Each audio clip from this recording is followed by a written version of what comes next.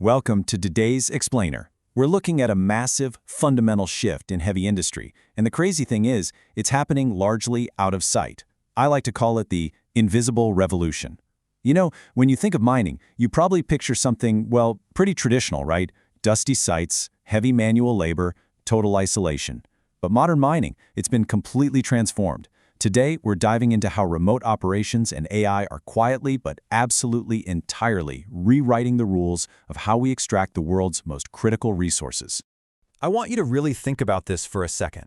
What if the person controlling a massive multi-ton mining truck isn't even in the dirt?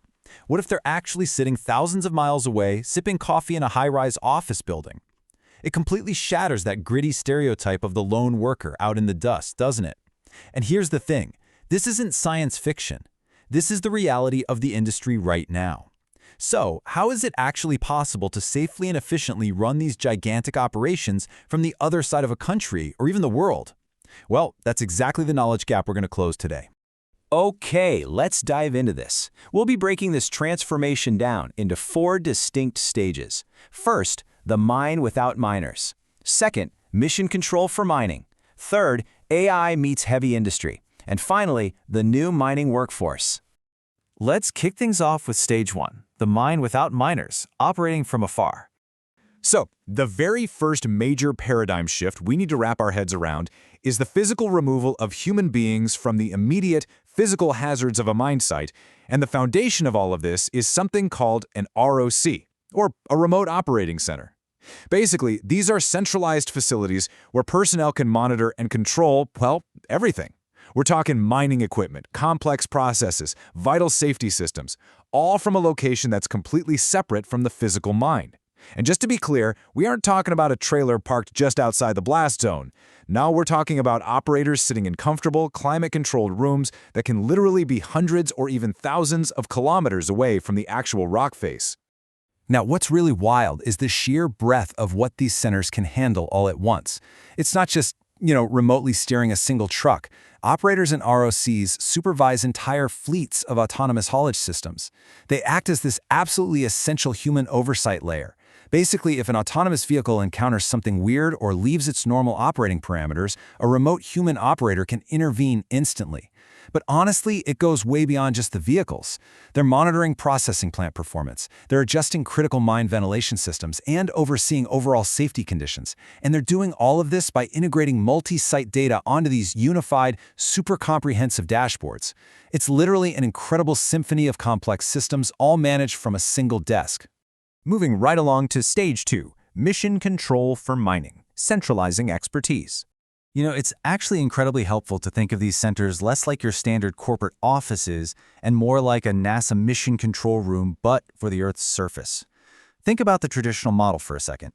You had these highly specialized experts, sure, but they were physically tethered to a single, isolated location. I mean, if you had a brilliant processing engineer, they could really only help the one single mine they were standing in, but with the ROC model, it's a total game changer. By centralizing, mining companies can now take their most experienced, highly skilled specialists and apply their expertise across a global portfolio of operations simultaneously. So a single expert can troubleshoot an issue down in Australia in the morning and then optimize a plant in South America in the afternoon, all without ever leaving the building. It's just a massive multiplier for efficiency.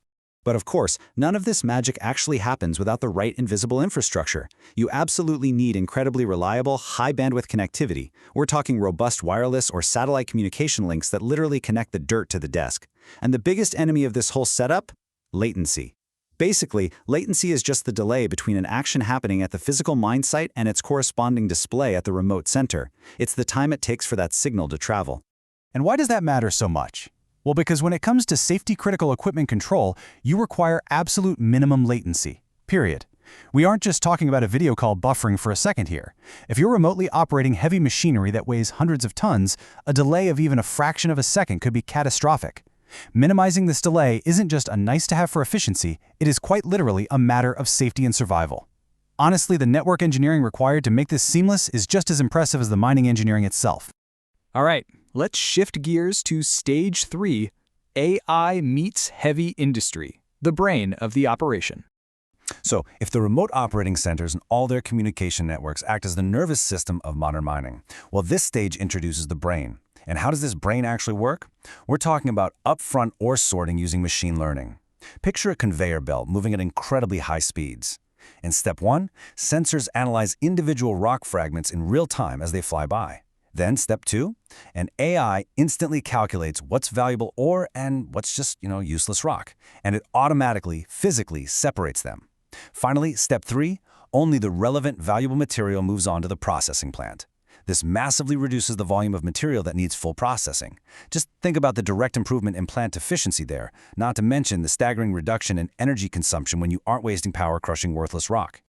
But AI doesn't just sort rocks. It completely shifts how a mine actually thinks. In the old way of doing things, you had reactive adjustments. You'd basically wait for processing plant issues to appear or for a machine to completely break down, and then you'd react and try to fix it. But the new reality is proactive AI. Machine learning models take in all that real-time sensor data we talked about to predict the ore grade coming down the line, so operators can adjust settings before the rock even gets there. And even more importantly, it uses predictive analytics to identify equipment problems before they cause any unplanned downtime. It's the ultimate application of predictive maintenance, basically stopping a disaster before it ever happens. The thing you have to realize is that modern mines generate enormous, almost incomprehensible volumes of data.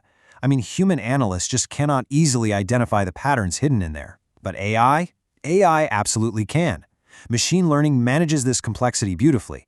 It creates grade control models that actually help guide an excavator operator, or even an autonomous excavator, making incredibly precise boundary decisions between ore and waste.